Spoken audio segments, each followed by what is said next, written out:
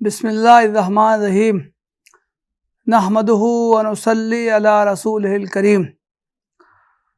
محترم بھائیوں دوستو، آج کی مجلس میں آپ حضرات کے سامنے نوافل کے بارے میں کچھ باتیں عرض کروں گا اور آخر میں چند باتیں عرض کروں گا کہ نماز میں خشوع و خضوع کیسے پیدا کیا جائے۔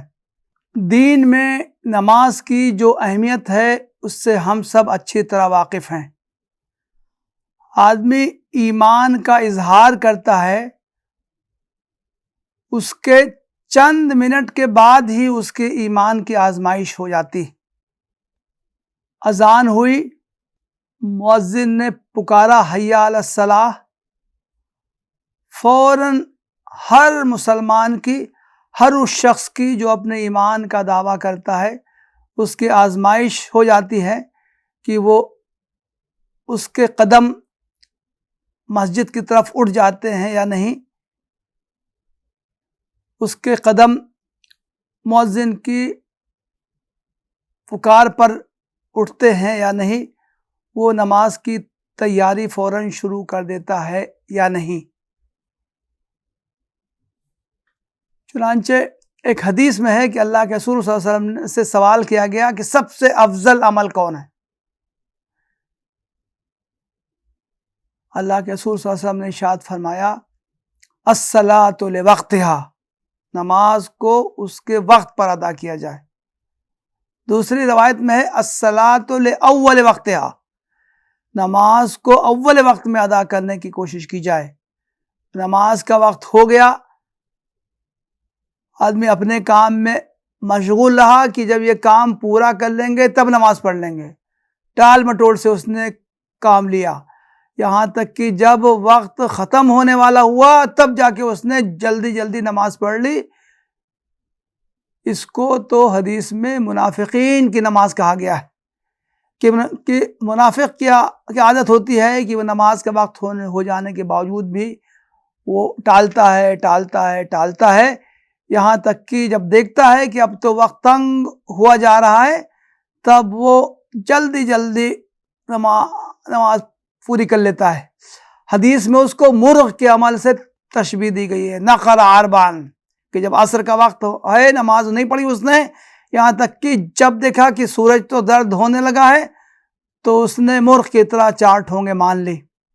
ایک حدیث میں ہے کہ اللہ کے رسول صلی اللہ علیہ وسلم نے فرمایا من سمع النداء فلم یجب فلا صلاۃ لہ الا من عذر، جس شخص نے اذان کی آواز سنی اور اس پر لبیک نہیں کہا، اس کے لیے فوراً تیاری شروع نہیں کر دی، مسجد کی طرف نہیں چل پڑا، اس کی تو نماز ہی نہیں ہوئی۔ گویا کہ اس نے بعد میں جیسے تیسے نماز پڑھ لی، اس کی حدیث میں کہا کہ اس کی نماز ہی نہیں ہوئی سوائے اس شخص کے جس کو کہ کوئی عذر لاحق ہو جائے اور اس کی وجہ سے اس کو نماز ادا کرنے میں کچھ تاخیر ہو۔ چنانچہ ہم دیکھتے ہیں کہ نماز کو پابندی سے ادا کرنے، نماز کی حفاظت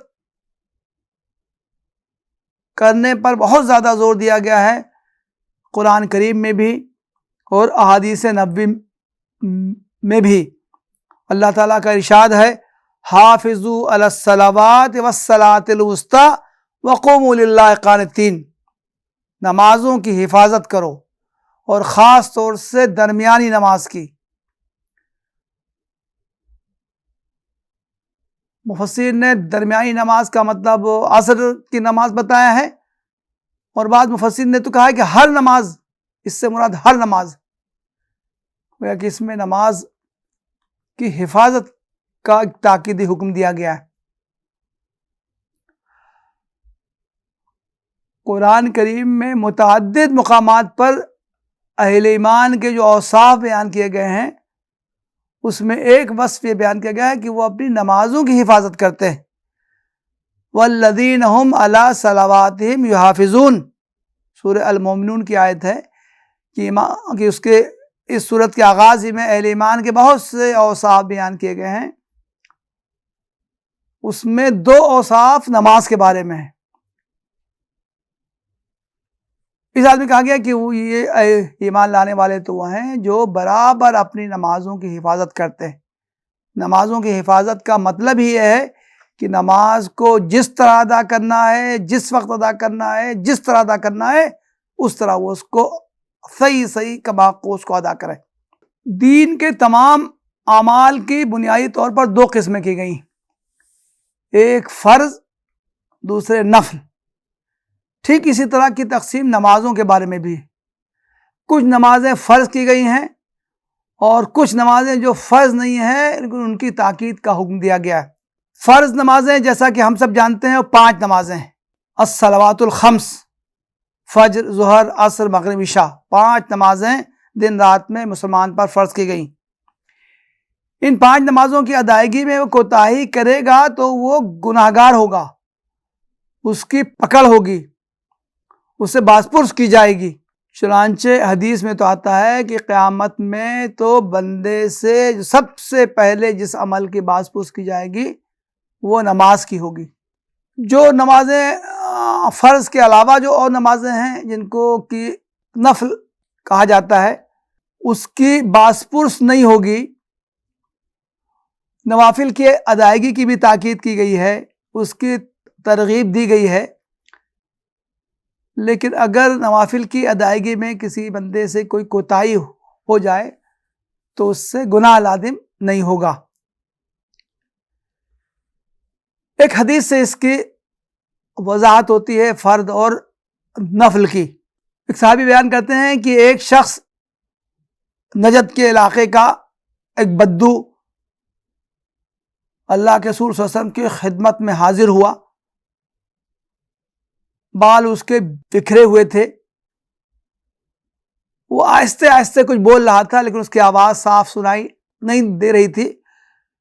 وہ کچھ آہستہ آہستہ بولتا ہوا آ رہا تھا، آ کے اللہ کے رسول صلی اللہ علیہ وسلم کی خدمت میں جب وہ پہنچا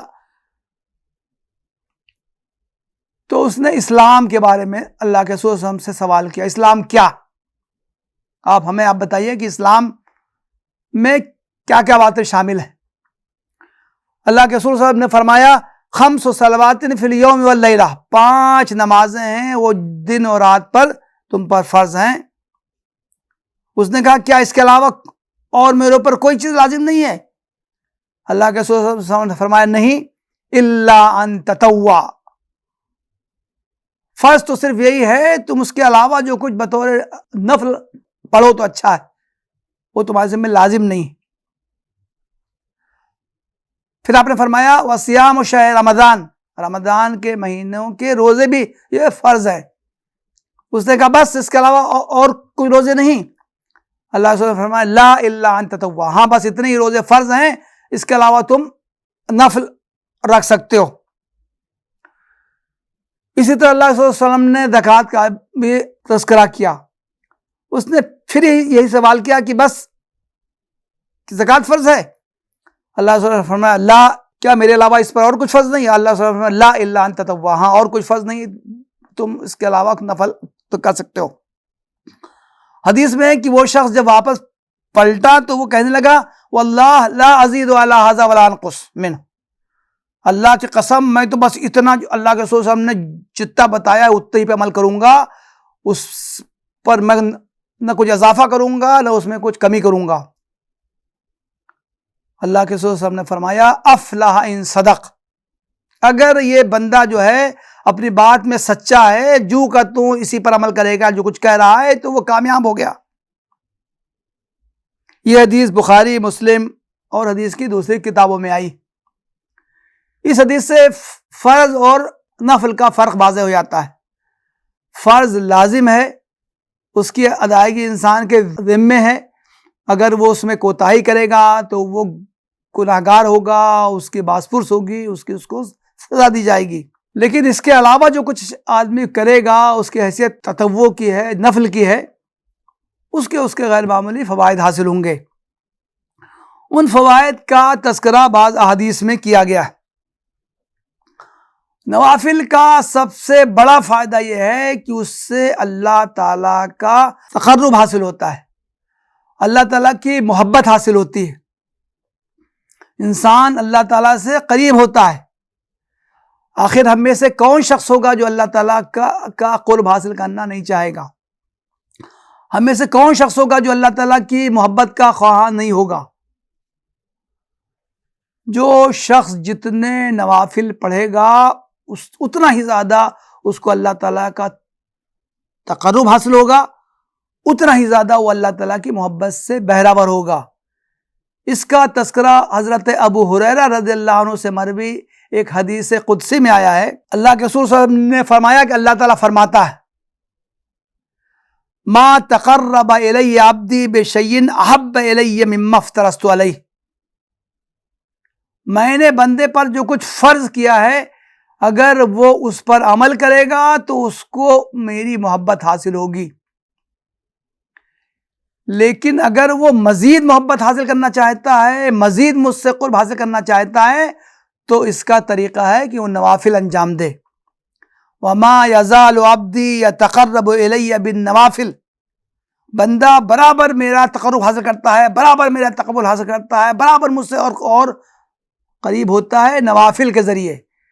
جتنا زیادہ سے زیادہ وہ نفل پڑھے گا اتنی ہی زیادہ اس کو میرا تقرب حاصل ہوگا.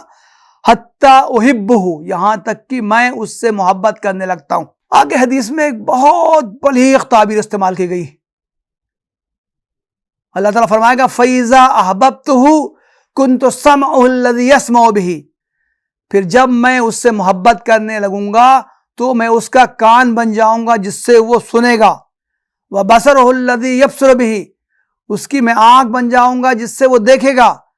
وَيَدَهُ الَّذِي يَبْطِشُ بِهِ. اس کا میں ہاتھ بن جاؤں گا جس سے وہ پکڑے گا. وَرِجْلُهُ الَّتِي يَمْشِي بِهَا. اس کا میں پیر بن جاؤں گا جس سے وہ چلے گا. وَإِن سَأَلَنِي لَأُعْطِيَنَّهُ. اگر وہ مجھ سے مانگے گا تو میں اس کو ضرور بھی ضرور دوں گا. وَلَئِنِ اسْتَعَاذَنِي لَأُعِيذَنَّهُ. اور اگر وہ مجھ سے کسی کی پناہ مانگے گا تو میں اس کو ضرور اس کو پناہ دوں گا. محترم بھائیو، دیکھیے اس حدیث میں نوافل کا کتنی اہمیت بیان کی گئی.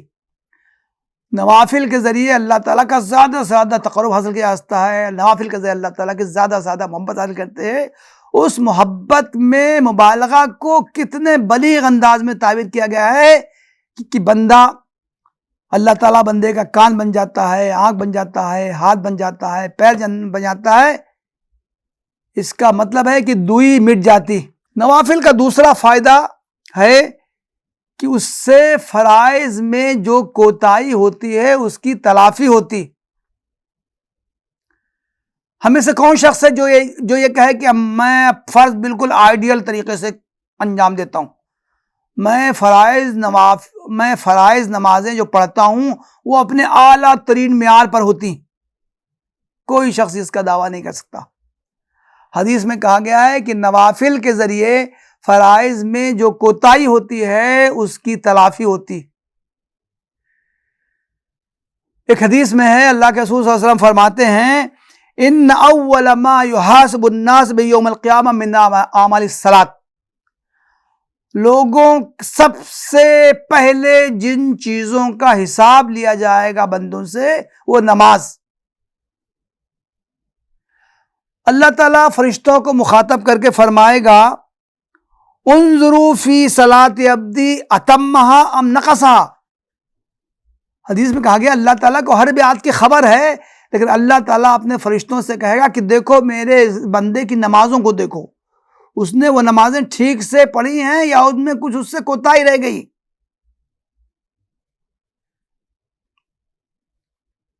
اگر نمازوں میں کچھ کوتاہی ہوئی ہوگی تو اللہ تعالیٰ فرمائے گا انظروا هل لعبدی من تطوع. دیکھو میرے بندے نے کچھ نفل بھی پڑھی ہیں. حدیث میں کہا گیا کہ اگر اس نے کچھ نفل بھی پڑھی ہوں گی تو اللہ تعالیٰ فرمائے گا کہ اس کے فرائض میں جو کچھ کوتاہی ہوئی ہے اس کے نوافل کے ذریعے اس کو پورا کر دو. تو گویا کہ نوافل کا فائدہ یہ ہے کہ اس سے فرائض میں جو کچھ کوتاہی ہوتی ہے اس سے اس کی تلافی کر دی جائے گی. یہ حدیث بھی ابو داؤد، ترمذی، نسائی، ابن ماجہ، دارمی، مسند احمد اور حدیث کی دوسری کتابوں میں آئی. غیر فرائض کی ایک جامع عنوان ہے اس کا نوافل. نوافل کی بعد میں اور ذیلی تقسیمیں. سنت مؤکدہ، وہ نوافل جن پر اللہ کے رسول صلی اللہ علیہ وسلم نے بہت پابندی سے ان کو ادا کیا، کبھی ناغہ نہیں کیا، اور مسلمانوں کو بھی ان کو پابندی سے ادا کرنے کی تاکید کی ہے. ان کو سنن مؤکدہ کہا جاتا ہے. جن نوافل میں کبھی آپ نے زیادہ تر پابندی سے ان کو ادا کیا ہے، کبھی ان سے کبھی ناغہ ہو گیا ہے، ان کو سنن کہتے ہیں. اور جن نوافل کی ادائیگی آپ نے بہت کم کی ہے ان کو مستحب کہا جاتا ہے. ان نوافل میں سے کچھ تو نماز سے متصل ہیں، یا تو فرض نماز سے پہلے پڑھی جاتی ہیں یا فرض نماز کے بعد پڑھی جاتی ہیں. ان کو سنن راتبہ کہا جاتا ہے، رواتب. اور جو نوافل نماز سے ہٹ کے دوسرے اوقات میں فرض نماز سے ہٹ کے دوسرے اوقات میں پڑھے جاتے ہیں ان کو سنن غیر رواتب کہا جاتا ہے. مثال کے طور سے فجر کے فرض سے پہلے 2 سنتیں، ظہر سے پہلے 4 سنتیں، ظہر کے بعد 2 سنت، مغرب کے بعد 2 سنت، عشاء کے بعد 2 سنت، ان کو سنت مؤکدہ کہا جاتا ہے. اس کے علاوہ عصر سے پہلے کی سنت، عشاء سے پہلے کی سنت، ان کو سنت غیر مؤکدہ کہا جاتا ہے. نماز سے متصل نوافل چاہے پہلے پڑھی جائیں چاہے بعد میں پڑھی جائیں، ان کے علاوہ کچھ اور نوافل ہیں جن کا میں اس موقع پر تذکرہ کرنا چاہتا ہوں. نوافل میں سب سے اہم نماز جس کی غیر معمولی فضیلت آئی ہے، غیر معمولی تاکید آئی ہے، وہ ہے نماز تہجد. رات کے آخری پہر آدمی سو جائے عشاء کے بعد، رات کے آخری پہر میں اٹھ کے چند رکعت ادا کرے، اس کو تہجد کی نماز کہا جاتا ہے. اللہ کے رسول صلی اللہ علیہ وسلم پر تہجد کی نماز فرض تھی، چنانچہ مکی دور میں ابتدائی زمانے میں سورت نازل ہوئی، سورہ مدمل، کہا یا ایھا المدمل قم اللیل الا قلیلا، اے اوڑھ لپیٹ کر سونے والے اٹھو، نماز پڑھو پوری رات سوائے تھوڑا حصہ چھوڑ کے، نصفہ، آدھی رات پڑھو، او انقص منہ قلیلا او زد علیہ ورتل قرآن ترتیلا، رات کا بیشتر حصہ پڑھو یا نصف حصہ پڑھو، نصف حصے سے کچھ کم پڑھو یا نصف حصے سے کچھ زیادہ پڑھو، اس کی آپ کو تاکید کی گئی. وَمِنَ اللَّيْلِ فَتَہجد بِہ نافلۃ لک، اور رات میں تم تہجد پڑھو، یہ تمہارے لیے ایک فرض سے ایک زائد نماز ہے. اللہ کے رسول صلی اللہ علیہ وسلم پر نماز تہجد فرض کی گئی تھی، لازم کی گئی تھی، لیکن اہل ایمان سے بھی مطالبہ ہے کہ وہ بھی اس کا اہتمام کریں. چنانچہ سورہ سجدہ میں اہل ایمان کے کچھ اوصاف بیان کیے گئے ہیں. اہل ایمان تو وہ ہیں کہ جب ان کے سامنے اللہ تعالیٰ کی آیات پیش کی جاتی ہیں، آیات کے ذریعے ان کو نصیحت کی جاتی ہے، تو وہ فوراً سجدے میں گر پڑتے ہیں، اللہ کی حمد بیان کرتے ہیں، تسبیح بیان کرتے ہیں، اور تکبر کا مظاہرہ نہیں کرتے ہیں. فرمایا تتجافا جنوبہم عن المضاجع یدعون ربہم خوفا وطمعا ومما رزقناہم ینفقون، کہ وہ تو ایسے ہیں کہ ان کے پہلو بستر سے الگ رہتے ہیں، وہ رات میں سوتے ہیں لیکن پھر اٹھ جاتے ہیں، رات میں اللہ تعالیٰ کی عبادت کرتے ہیں اور اس سے خوف کے، اس سے امید لگا کے، اس کے خوف کے ساتھ اس سے دعا مانگتے ہیں. خاص طور سے جو لوگ تحریک اسلامی سے وابستہ ہیں ان کو تو لازماً نماز تہجد کا اہتمام کرنا چاہیے. سورہ مدمل میں ہے ان لک فی النہار سبحا طویلا، پیغمبر آپ تو دن بھر بہت زیادہ مصروف رہتے ہیں، اس لیے آپ کو رات میں عبادت کرنی چاہیے. اسی طرح تحریک اسلامی کے جو وابستگان ہیں وہ دن میں تو اپنی دعوتی سرگرمیاں انجام دیتے ہیں، دنیاوی کام کرتے ہیں رات میں، تو ان کو لازماً اللہ تعالیٰ سے لو لگانی چاہیے، اس سے دعا کرنی چاہیے، اس سے گڑ گڑانا چاہیے۔ نماز تہجد سے بندے کو طاقت حاصل ہوتی ہے، میدان کارزار میں اس کو جد و جہد کرنے کا حوصلہ پیدا ہوتا ہے۔ جو پریشانیاں اس دوچار ہوتی ہیں وہ اللہ تعالیٰ کے سامنے ان پریشانیوں کو بیان کرنا اور اس کا حل مانگنے کا موقع ہوتا ہے۔ نوافل میں ایک نماز ہے جسے صلاۃ الضحیٰ کہا جاتا ہے، چاشت کی نماز، صبح سورج نکلنے کے کچھ دیر کے بعد پڑھی جانے والی نماز، اس کی بھی غیر معمولی فضیلت آئی۔ ایک حدیث میں ہے کہ ایک موقع پر اللہ صلی اللہ علیہ وسلم نے مختلف صدقہ کی مختلف صورتوں کا تذکرہ کیا۔ لا الہ الا اللہ کہنا صدقہ ہے، اللہ اکبر کہنا صدقہ ہے، الحمدللہ کہنا صدقہ ہے، کسی انسان کے کام آ جانا صدقہ ہے۔ آپ نے صدقہ کی مختلف صورتوں کا تذکرہ کیا، آخر میں فرمایا وَيُجْزِئُ مِن ذَلِكَ رَكَعَتَانِ يَرْكَعُهُمَا مِنَ الضُّحَىٰ، بندہ روزانہ صبح 2 رکعت نماز پڑھ لے، یہ ان تمام اعمال سے اس کو کفایت کرتا ہے۔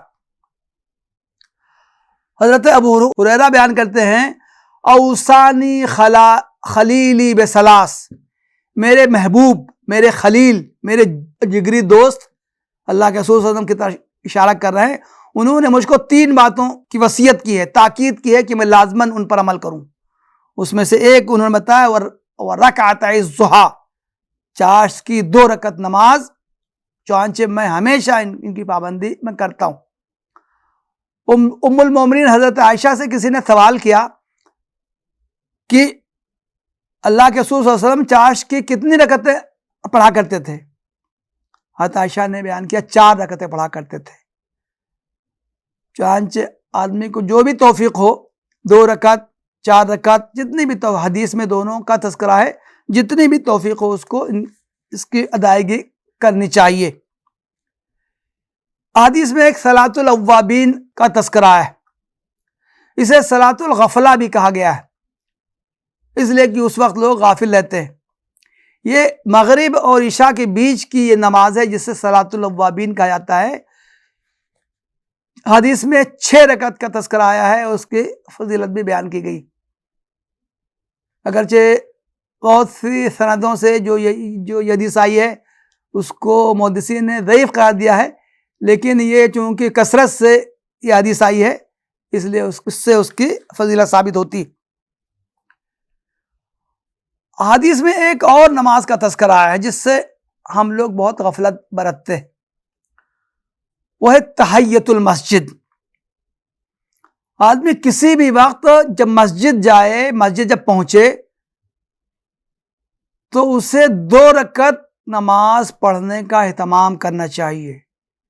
عام طور سے ہم فرض نماز کسی کو پڑھنے کے لیے جاتے ہیں، نماز سے پہلے کسی سے ملاقات ہو گئی تو اس سے خوش گپیاں کرنے لگے، کوئی بات چیت کرنے لگے۔ حدیث میں آیا کہ اللہ کے رسول صلی اللہ علیہ وسلم نے فرمایا اذا دخل احدکم المسجد فلا یجلس حتی یصلی رکعتین، تم میں سے کوئی شخص مسجد میں داخل ہو تو وہ 2 رکعت نماز پڑھنے سے پہلے تو بیٹھے ہی نہ اور کوئی کام ہی نہ کریں۔ تحیۃ المسجد پر بہت زیادہ زور دیا گیا ہے۔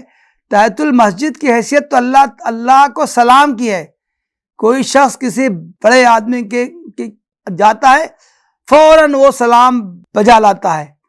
تحیۃ المسجد کی حیثیت بھی یہی ہے کہ ہم اللہ کی پکار پر مسجد حاضر ہوئے ہیں، نماز پڑھنے کے لیے حاضر ہوئے ہیں، تو یہ نماز کا آغاز 2 رکعت سے کرنا چاہیے۔ مسجد میں داخل ہوتے ہی تحیۃ المسجد کا اہتمام کرنا چاہیے، حدیث میں اس کی وہ تاکید کی گئی۔ آخر میں چند باتیں عرض کرنا چاہتا ہوں کہ ان نمازوں میں ہم کیسے خشوع و خضوع پیدا کریں۔ عام طور سے نمازوں میں استحضار نہیں رہتا ہے، جی نہیں لگتا ہے۔ نماز ہمارے اعضاء اور جوارح تو حرکت کرتے ہیں، رکوع کرتے ہیں، سجدہ کرتے ہیں، اٹھتے ہیں، قعدہ کرتے ہیں، لیکن ہمارا دماغ کہیں اور کام کرتا ہوتا ہے۔ قرآن و حدیث میں خشوع پر بہت زیادہ زور دیا گیا ہے۔ سورہ المومنون کی ابتدائی آیت ہے قد افلح المومنون الذین هم فی صلاتہم خاشعون، ایمان لانے والے تو کامیاب ہو گئے، ان کی کامیابی تو یقینی ہے۔ ایمان لانے والے وہ ہیں جو نمازوں میں خشوع اختیار کرتے ہیں۔ سورہ البقرہ میں وقوموا للہ قانتین، اور اللہ تعالیٰ کے لیے کھڑے ہو جاؤ بالکل پرسکون انداز میں۔ گویا کہ نمازوں کی ادائیگی اس طرح ہونی چاہیے کہ ہمارے اعضاء بھی سکون کی حالت میں ہوں اور ہمارا دماغ بھی حاضر ہو، مستحضر ہو۔ خشوع کے لفظی معنی ہی ہیں بدن جھکا ہوا ہو، آواز پست ہو، نگاہیں نیچی ہو، آدمی کے حیث سے عاجزی، مسکنت، تواضع کا اظہار ہو۔ تین باتوں کا اگر ہم اہتمام کریں تو اس سے امید ہے کہ انشاءاللہ ہماری نمازوں میں خشوع پیدا ہوگا۔ ایک تو ہم یہ نماز جیسی ہم نیت باندھیں، ہم یہ تصور کرنے کی کوشش کریں کہ اللہ ہم کو دیکھ رہا ہے۔ آپ اندازہ کریں، کلاس روم میں ٹیچر بیٹھا ہو، دیکھ رہا ہو، تو بچے کوئی شرارت نہیں کرتے ہیں، اس لیے کہ ہر بچہ جانتا ہے کہ استاد کی نگاہ میری طرف ہے۔ اگر میں نے کچھ حرکت کی، کوئی کام کیا، تو استاد فوراً ہم کو دیکھ لے گا، ہم کو ٹوک دے گا، ہم کو وہ سزا دے گا۔ اگر نماز کی ادائیگی کے دوران ہمیں یہ احساس ہو کہ اللہ تعالیٰ ہم کو دیکھ رہا ہے، تو یقینی طور سے ہم بہت چاق چوبند ہو کے پورے استحضار کے ساتھ ہم نماز ادا کریں گے۔ اس چیز کو حدیث میں احسان سے تعبیر کیا گیا ہے۔ حدیث جبریل، مشہور حدیث ہے، حضرت جبریل علیہ السلام دین کی باتیں سکھانے کے لیے ایک انسان کے بھیس میں اللہ کے رسول صلی اللہ علیہ وسلم کی خدمت میں، جب آپ صحابہ کرام کے مجلس میں تھے، حاضر ہوئے، انہوں نے آپ سے کچھ سوالات کیے۔ اسلام کیا ہے؟ ایمان کیا ہے؟ احسان کیا ہے؟ اللہ کے رسول صلی اللہ علیہ وسلم نے احسان کیا ہے کا جواب دیا، ان تعبد اللہ کأنک تراہ فإن لم تکن تراہ فإنہ یراک۔ احسان یہ ہے کہ تم اللہ کی عبادت اس طرح کرو کہ تم اس کو دیکھ رہے ہو، اور اگر یہ کیفیت تم پر طاری نہ ہو پائے تو یہ تو کم سے کم ضرور یہ کیفیت پیدا ہونی چاہیے کہ اللہ تم کو دیکھ رہا ہے۔ دوسری چیز ہم اس کا بھی استحضار کریں کہ پتہ نہیں ہمیں آئندہ نماز پڑھنے کی توفیق ہو یا نہ ہو، یہ ہماری آخری نماز ہے۔ آپ تصور کریں کسی آدمی کے قتل کا فیصلہ ہو گیا ہو، جلاد اس کے سر پر سوار ہو، تلوار اس کے ہاتھ میں ہو، آدمی کو 2 رکعت نماز پڑھنے کا موقع دے دیا جائے کہ ٹھیک ہے تم 2 رکعت نماز پڑھ لو، اس کے بعد تمہاری گردن اڑا دی جائے گی۔ آپ اندازہ کریں وہ 2 رکعت نماز آدمی کتنے خشوع خضوع کے ساتھ اس کو ادا کرے گا۔ یہ بات ایک حدیث میں بھی کہی گئی ہے۔ حضرت ابو ایوب انصاری رضی اللہ عنہ بیان کرتے ہیں کہ ایک آدمی اللہ کے رسول صلی اللہ علیہ وسلم کی خدمت میں حاضر ہوا اور اس نے سوال کیا، یا رسول اللہ علمنی واعجز، اے اللہ کے رسول صلی اللہ علیہ وسلم آپ ہمیں کچھ تعلیم دیجئے، لیکن بہت لمبی چوڑی تعلیم نہیں، مختصر انداز میں ہمیں کچھ باتیں آپ بتا دیجئے۔ اللہ کے رسول صلی اللہ علیہ وسلم نے فرمایا، اذا قمت فی صلاتک فصل صلاۃ مودع، جب تم نماز پڑھنے کے لیے کھڑے ہو تو یہ سوچ کے نماز پڑھو کہ یہ تمہاری آخری نماز ہے، اب یہ رخصتی کی نماز تم ادا کر رہے ہو۔ اگر یہ کیفیت انسان اپنے اوپر طاری کرے گا تو اس سے بھی اس کی نماز میں استحضار ہوگا، خشوع خضوع پیدا ہوگا اور اس کا دماغ ادھر ادھر نہیں بھٹکے گا۔ تیسرا کام اگر ہم ایک اور کریں تو اس سے بھی نماز میں سکون، خشوع پیدا ہوگا، وہ یہ کہ ہم جو پڑھیں اس کو سمجھ کے پڑھنے کی کوشش کریں۔ عام طور سے ہم جو کچھ نمازوں میں پڑھتے ہیں بے سمجھے بوجھے پڑھتے ہیں۔ سورہ فاتحہ اس کے علاوہ کوئی صورت، کیا باتیں اس میں کہی گئی ہیں اس کا ہمیں استحضار نہیں ہوتا ہے، اسی لیے ہمارے اوپر وہ کیفیات طاری نہیں ہوتی۔ اللہ کے رسول صلی اللہ علیہ وسلم کے بارے میں بھی آتا ہے اور صحابہ کرام کے بارے میں بھی یہ بات آتی ہے کہ وہ نماز جب پڑھتے تھے تو اگر ایسی آیتیں آتی تھیں جن میں کہ جنت و اس کی نعمتوں کا تذکرہ ہے، بشارتوں کا تذکرہ ہے، تو اس کا اثر ظاہر ہوتا تھا، اور اگر ایسی آیت آتی تھی جن میں کہ جہنم کا تذکرہ ہے، جہنم کی سزاؤں کا تذکرہ ہے، عذاب کا تذکرہ ہے، تو وہ بے ساختہ رونے لگتے تھے۔ ہماری نمازیں اس کیفیت سے خالی ہوتی ہیں اس لیے کہ ہم کو معلوم ہی نہیں ہوتا ہے کہ ہم نمازوں میں کیا پڑھ رہے ہیں۔ یہاں تک کہ ہم نمازوں میں جو اذکار جو پڑھتے ہیں، سبحان ربی العظیم، سبحان ربی الاعلیٰ، یا سجدے کے بیچ میں رکوع سے اٹھتے وقت جو اذکار پڑھتے ہیں، اس کا بھی مفہوم ہمارے ذہن میں نہیں ہوتا ہے، وہ بھی بے خیالی میں ہم ادا کرتے ہیں۔ اگر ان چھوٹے چھوٹے اذکار کا بھی ہم مفہوم سمجھ کر ان کو ادا کریں تو ہم یقینی طور سے نماز کی لذت محسوس کریں گے۔ محترم بھائیوں، آخر میں پھر یہ عرض کرنا چاہتا ہوں کہ ہم لوگ کسی حد تک فرائض کو تو جیسے تیسے ادا کرنے کی کوشش کرتے ہیں، لیکن ہماری زندگیوں میں نوافل کا اتنا اہتمام نہیں پایا جاتا ہے جتنا ہونا چاہیے۔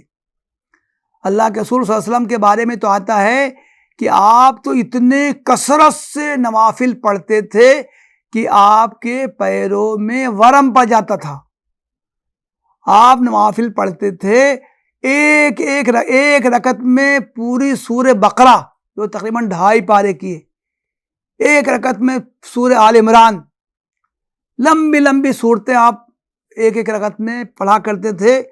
اتنی زیادہ دیر تک آپ نوافل پڑھتے تھے کہ ام المومنین حضرت عائشہ اور دوسرے صحابہ بیان کرتے ہیں کہ آپ کے پیروں میں ورم آ جاتا تھا۔ یہ پیروں میں ورم 5 منٹ 10 منٹ 15 منٹ 20 منٹ کی نماز پڑھنے سے نہیں آئے گا، زیادہ اوقات میں نماز پڑھنے کا آئے گا۔ اللہ کے رسول صلی اللہ علیہ وسلم سے یہ کہا گیا کہ آپ اتنی نمازیں کیوں پڑھتے ہیں؟ اللہ تعالیٰ نے تو آپ کے تمام گناہ بخش دیے ہیں۔ اللہ کے رسول صلی اللہ علیہ وسلم نے جواب دیا، افلا اکون عبدا شکورا، کیا میں اللہ تعالیٰ کا شکر گزار بندہ نہ بنوں؟ یہی حال صحابہ کرام کا بھی تھا، یہی حال صحابیات رضی اللہ عنہن کا بھی تھا۔ نمازوں سے ان کو بے انتہا شغف تھا، فرائض سے آگے بڑھ کر وہ زیادہ سے زیادہ وہ نوافل کا اہتمام کرتے تھے۔ ہمیں بھی نوافل کا زیادہ سے زیادہ اہتمام کرنے کی کوشش کرنی چاہیے، اور اسی طرح خاص طور سے جن نمازوں کی بھی ادائیگی کی ہمیں توفیق ہو، ہم کوشش کریں کہ ہماری وہ نمازیں صرف اعضاء و جوارح کی حرکات کا نام نہ ہو، بلکہ نمازوں میں ہمیں پورا استحضار ہو، ہماری نمازیں خشوع و خضوع سے معمور ہوں۔ اللہ تعالی ہم کو اس کی توفیق عطا فرمائے۔ وآخر دعوانا ان الحمدللہ رب العالمین۔